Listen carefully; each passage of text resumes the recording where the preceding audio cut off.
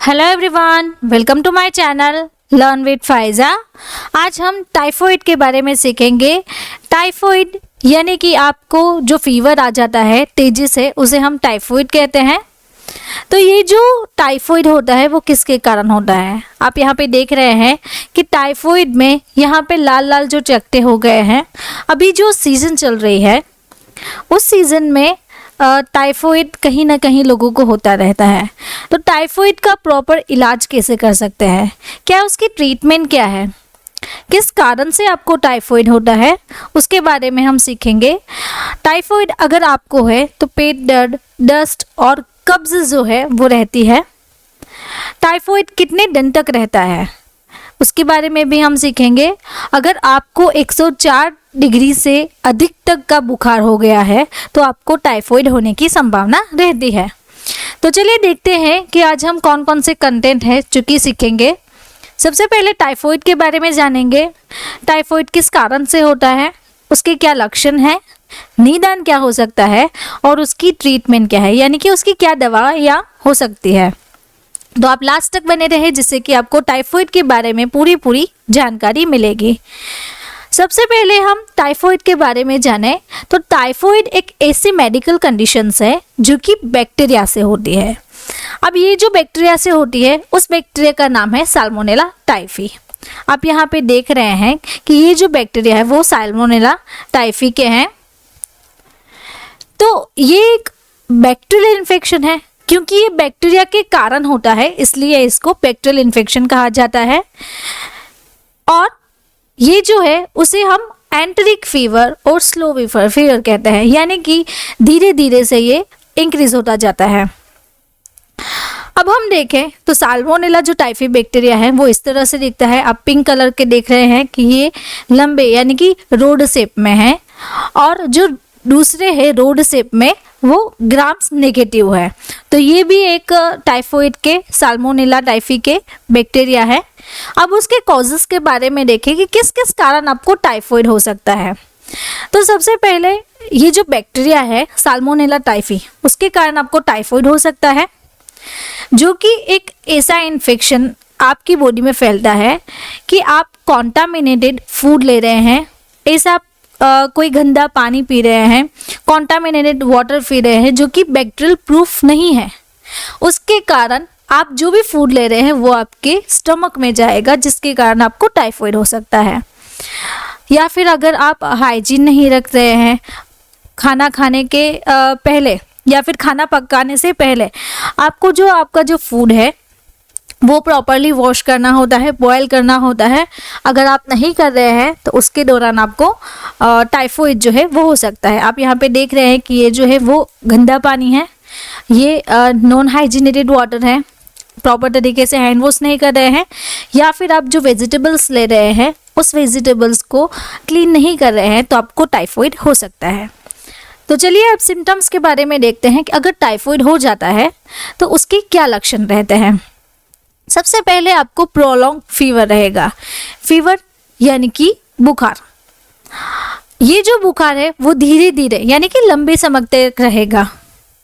आपको हेडेक रह सकता है, nausea and vomiting, loss of appetite यानी कि भूख कम लगती है, कॉन्स्टिपेशन रहता है आपको, एंड कभी कभार डायरिया भी हो जाता है।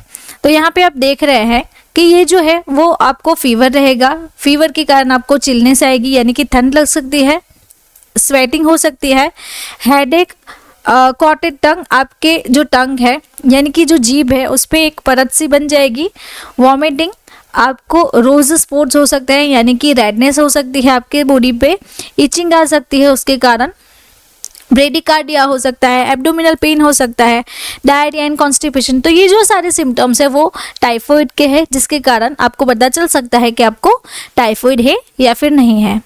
वीडियो के बीच में मैं आपको बताना चाहती हूँ हमारा एक ह्यूमन एनाटॉमी एंड फिजियोलॉजी का कोर्स है, जिसकी लिंक मैं आपको डिस्क्रिप्शन बॉक्स में दे दूंगी।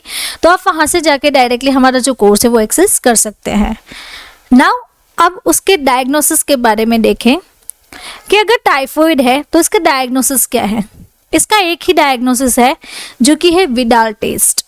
ये जो विडाल टेस्ट है वो टाइफॉइड का कंफर्मेटिव टेस्ट है, यानी कि अगर आप विडाल टेस्ट करवा रहे हैं तो एक कंफर्मेशन हो जाएगा कि आपको टाइफाइड है कि नहीं है।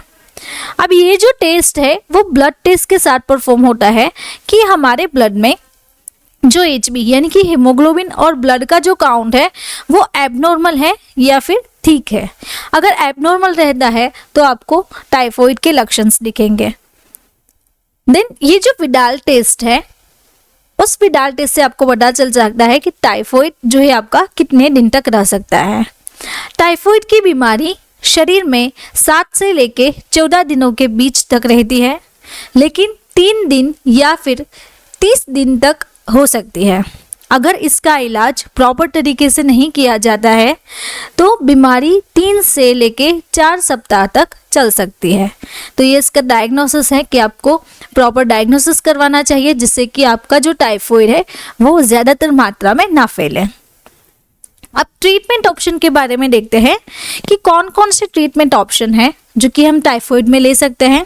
सबसे पहले आपको अपने जो हेल्थ है, गुड डाइट है, जो भी आप फूड ले रहे हैं वो हेल्दी फूड लेना चाहिए, और आपको प्लेंटी ऑफ फ्लूइड लेनी चाहिए, यानी कि आप जो वाटर ले रहे हैं वो ज़्यादा अमाउंट में लेना चाहिए। फ्रेश जूस लेने चाहिए, कोकोनट वाटर जो है वो आपको पीना चाहिए, लेमन जूस लेना चाहिए। तो ये जो सारे फ्लूइड्स है वो आपको रेगुलरली लेने चाहिए, यानी कि ज़्यादातर मात्रा में लेने चाहिए, जिससे कारण आपको जो टाइफाइड की बीमारी है और शरीर में जो वीकनेस रहती है वो कम हो।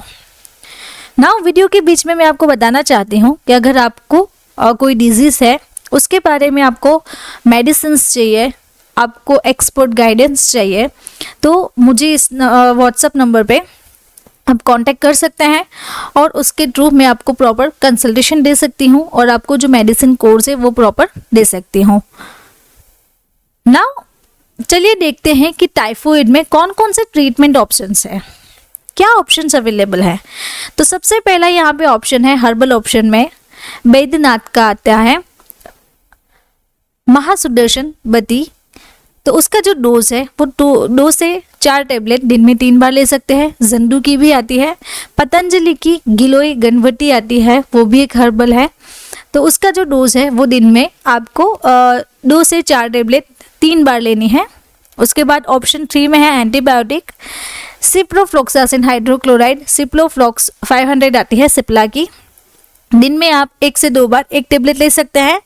देन एजिथ्रोमाइसिन टेबलेट 500 यानी कि एजेक्स 500 रैनबैक्स की आती है, तो वो भी आप दिन में 1 बार 1 टेबलेट ले सकते हैं। देन ऑप्शन नंबर इज 5, वो भी एक एंटीबायोटिक है, सिफाड्रोक्सिल आप ले सकते हैं दिन में 1 बार या फिर 2 बार सिंगल टेबलेट। देन उसके बाद अनदर एंटीबायोटिक है ऑप्शन 6 में टेक्जिम OCV 200, उसका जो कंटेंट है सिफेक्साइम एंड पोटेशियम क्लेवानुरेट की कॉम्बिनेशन में आती है। अल्केम जो फार्मास्यूटिकल कंपनी है वो उसे मैन्युफैक्चर करती है। इसका जो डोज है वो 1 टेबलेट दिन में 1 बार या फिर 2 बार आप ले सकते हैं। देन उसके बाद है ऑप्शन 7 में इंजेक्शंस, जो कि एक एंटीबायोटिक इंजेक्शंस है। तो इसका जो डोज है वो 1 से लेके 2 ग्राम तक इंट्रावेनस और इंट्रामस्क्यूलर दिन में 1 बार लगवाना होता है। उसका जो कंटेंट है मोनोसेफ का सेफ्ट्राइक्सोन इंजेक्शन आता है, आईपी के अकॉर्डिंग 1 ग्राम एंड 2 ग्राम में अवेलेबल है। देन सिफोटेक्सिम सोडियम, तो ये जो सिफोटेक्सिम सोडियम है टेक्जिम इंजेक्शन अल्केम फार्मास्यूटिकल कंपनी बनाती है, ये भी एक एंटीबायोटिक है। तो इसका जो डोज है वो 1 से लेके 2 ग्राम तक का है। IV और IM आप दिन में 1 बार दे सकते हैं। तो अगर आपको इसके बारे में डिटेल रिव्यू करना है मेडिसिन के बारे में, ऊपर आई बटन दिया हुआ है, तो आई बटन के थ्रू आप इसका डिटेल स्टडी मेरी दूसरे चैनल पर सीख सकते हैं मेडिसिन एक्सपर्ट रिव्यू में। Now option number is 9, fever कम करने के लिए आपको डोलो 650 लेनी होगी, उसमें पैरासीटामोल आती है, तो 1 टेबलेट दिन में 2 से 3 बार ले सकते हैं आप। ऑप्शन 10 में है वॉमिटिंग के लिए, अगर आपको वॉमिटिंग हो रही है तो आप डोमपेरिडोन टेबलेट ले सकते हैं। वोमिस्टॉप सिप्ला की आती है, तो दिन में 1 टेबलेट या फिर 2 टेबलेट पर डे आप ले सकते हैं। उसके बाद है पेंटॉप DSR। एसिडिटी अगर आपको है तो एसिडिटी को रिड्यूस करने के लिए दिन में 1 टेबलेट या फिर आप दिन में 1 कैप्सूल जो मार्केट में अवेलेबल है वो आप ले सकते हैं। देन ऑप्शन जो 12 है वो भी एसिडिटी रिड्यूस करने के लिए है, लेकिन ये एक इंजेक्शन है, पेंटोप्राजोल इंजेक्शन, तो 40 mg पर डे का है। वीडियो के बीच में मैं आपको बताना चाहती हूँ हमारा एक नया कोर्स है बीमारियों और उनका उपचार के बारे में, जो कि हम इसी चैनल पर कवर करते हैं, कारण, लक्षण, निदान, उपचार, इलाज एंड दवा।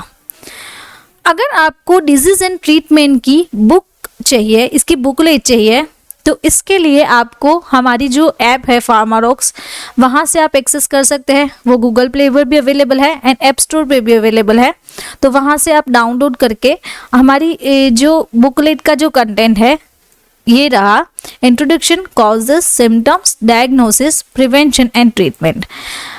इसकी हार्ड कॉपी आपको चाहिए तो आप हमें कांटेक्ट कर सकते हैं और हमारी ऐप से भी आप परचेस कर सकते हैं।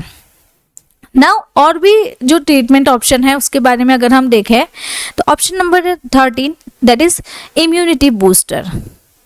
न्यूरोकाइन गोल्ड करके मेन काइन की आती है, मेकोबालामाइन, हाइड्रोक्साइन HCl, निकोटिनामाइड इंजेक्शन। तो ये जो इंजेक्शन है वो आपको एक इंजेक्शन लगवाना होता है। देन जिंकोवीट आती है, जिंकोवीट आपको सिंगल टैबलेट पर डे लेनी होती है। ये भी एक multivitamin and multi mineral tablet है जो कि हेल्थ सप्लीमेंट पे दी जाती है। उसके बाद है ऑप्शन 15 टाइफॉइड वैक्सीन। तो ये जो पेडाटाइप वैक्सीन है वो आपको सिंगल डोज 9 से 12 तक का 23 months followed by a booster at 2 years of age. बच्चे जब भी 2 साल से कम ईयर के एज के हैं तो उसे 30 महीने के अंदर आपको ये जो डोज है वो लगवाना होता है। उसके बाद टाइफॉइड वैक्सीन जो आती है दूसरी, टाइफ बार TCV, ये भी सेम है कि 2 साल से अंदर के बच्चों को 30 मंथ के अंदर आपको लगवानी होती है। अगर आपको मेरा ये वीडियो अच्छा लगा तो आपको ये वीडियो भी अच्छा लगेगा। ऐसे ही डिजीज़ के बारे में अगर आपको सीखना है तो आप मेरे चैनल को सब्सक्राइब करें, और आपको पर्टिकुलर कोई मेडिसिन के बारे में सीखना है तो मेरे एक दूसरे चैनल भी है, मेडिसिन एक्सपर्ट रिव्यू, उसे भी आप सब्सक्राइब कर सकते हैं। Thank you for watching my video.